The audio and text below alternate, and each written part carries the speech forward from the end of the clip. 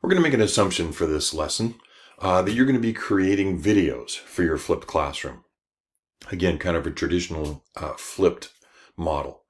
Again, that's not the only way to provide instructions to your students outside of class time, but it is the most common method to continue to integrate some direct instruction for your students. Therefore, we need to cover the process of creating your actual videos. Lots and lots of tools out there to record your lessons, with more emerging, it seems like, every day. And teaching through the pandemic, if you were there, changed the learning curve on this exponentially. Most of you have to learn how to create videos and lessons online and all kinds of things using all types of digital tools and so on in that process.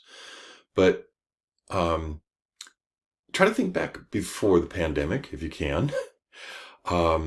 Or if you happen to be a brand new teacher and weren't teaching through the pandemic, you were probably a student in that process. But one way or the other, we want to talk about how to create those videos and maybe show you a few different tools to do that with than what you've used in the past. If you happen to have used Zoom through the pandemic process of teaching online and so on, then it allows you to create multiple types of video recordings as well. And so, again, you may have tools already in your tool belt that will be great for this. But I'd like you to at least look at some possible different tools to maybe speed up your workflow with this. So there's lots of online tools. Many of them are free of cost. Some of them maybe your district provides for you.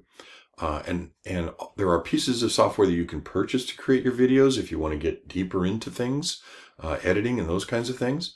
In fact, there's so many tools out there that we need to kind of break these down into categories and try to help you to decide among them which might work best for you in your particular situation for your classroom.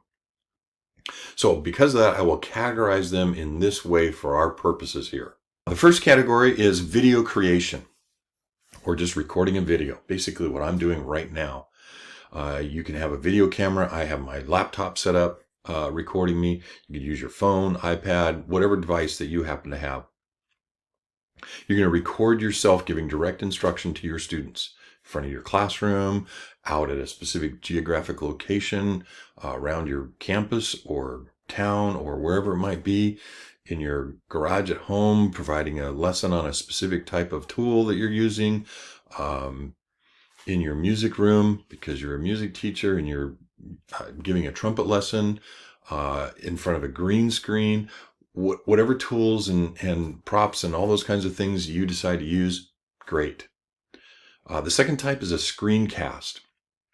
And so that is involving a piece of software that records your every move on your computer screen. And at least your voice. Preferably, it would also include a recording of you so that your students see your facial expressions, hand gestures, body language, all those kinds of things while you are disseminating information to them.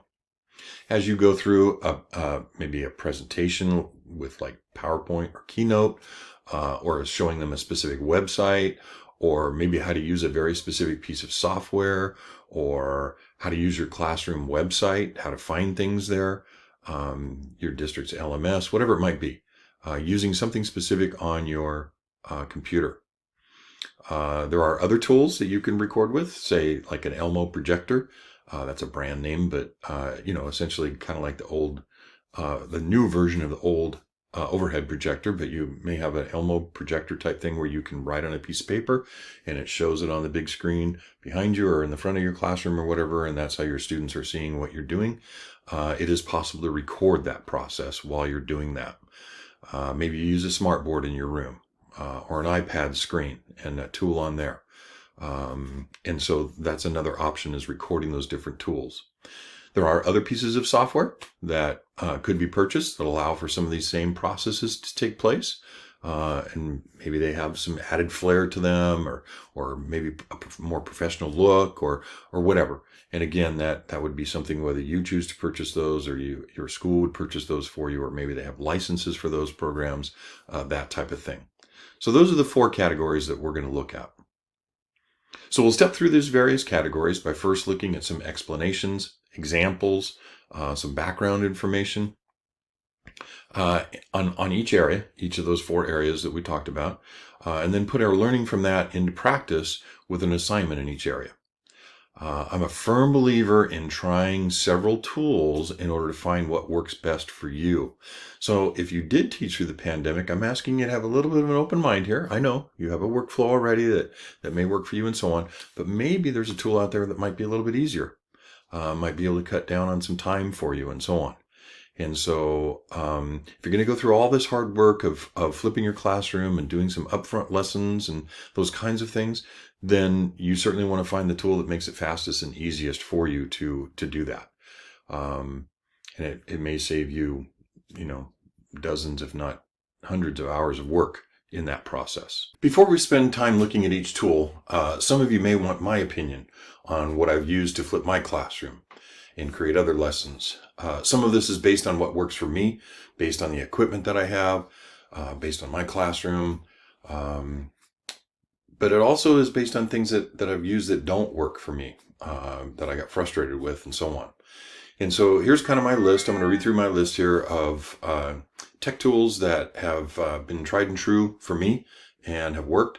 And so back specifically when I was teaching high school and flipping my classroom in that realm, I was working with my teaching partner. We both taught geometry at the time, and there was only 2 of us on campus, and so we worked together on this.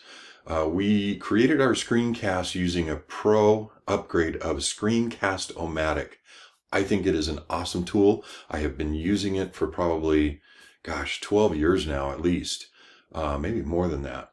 And so it's just an easy to use tool, very straightforward, has lots of options for it. We upgraded to the Pro version, and I've kept my subscription to that for a long time now because of all the options that it gives you for exporting your video when it's done.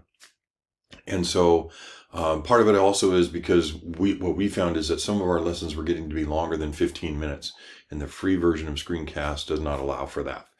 And so we wanted to be able to do multiple things with the exports of our video. And so we chose and it's very reasonable for a subscription to Screencast-O-Matic. So, and it has been for years.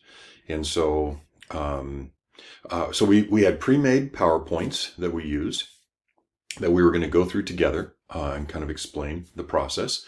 Sometimes we did our screencasts on my MacBook Pro. Sometimes we did them on his Toshiba laptop that was a touchscreen because he had software on it that allowed us to kind of draw on things and draw on some of our diagrams and highlight things and those kinds of things while we were talking. We exported our videos to YouTube specifically, Google Drive, just to kind of have as a backup file. And as a video file that I saved to my hard drive, so that I could edit those and then post them in other places later. Screencast-O-Matic has several other options, including saving them on their servers, so kind of a cloud service for that. You can put them into your Dropbox if you happen to have a Dropbox account directly from them to Dropbox. But once I put our videos on Google Drive, then I post them to our classroom website. It's a Google site that we created mainly just for the videos hosting. You could check it out. It's been a long time since it's been used, but you could check it out. It's tinyurl.com/Sierra Geometry. So Sierra like Sierra Mountains and geometry. So tinyurl.com/Sierra Geometry. But in order to see anything like on the calendar or whatever, you'd have to scroll way back to like the 2015 school year to see how we used that calendar and those kinds of things. But and I think I refer to that in a later section here. But that's where we expected our students to access our videos, either YouTube or there. The YouTube channel actually ended up being the most popular place for students to watch the videos. I also put video files of our lessons in 2 other places. I put them on about 5 computers in my computer lab. Again, maybe some of this now is a little bit dated, but I'm just sharing what we did. I put them on 5 computers, specific ones that students knew where they were, and then they could connect their phone or iPad or iPod Touch or anything at the time to those computers and download that video directly to the device. so that they could watch them on, again, those long bus rides, or if they happened to be an athlete and had a game after school, an away game, which, again, those were very long bus rides too. Whatever, they had it on their device to where they could watch it and didn't have to worry about whether they were connected to cell service or not. I'd also take those videos. Now, again, this is dating, but at the time, I would take those video files and quickly create a DVD menu. I would create DVDs with them. I'd create a DVD menu in a tool called iDVD, Apple tool, and burn multiple copies for those students that did not have Wi-Fi at home or didn't have internet access at home. Again, we were in a very rural area. And again, we're talking about the equity of access here. At that time, that last year that I was teaching, I did about 15 copies. We had about 15 students between both of us that needed those DVDs. And so I'd do one DVD for a full chapter of lessons, and so that they could access all the lessons from that one. Is that a lot of work? Yes, it is. But it was a commitment that I was willing to make to put the videos in all those different places to hopefully reach my students in a different way in my classroom each day. With the other options that we were able to do during class time. So let's take a look at some of the other options that are out there. I've provided a page right after this that has some links in it and some other exercises for you to do to check out some of these other tools. So let's get to that.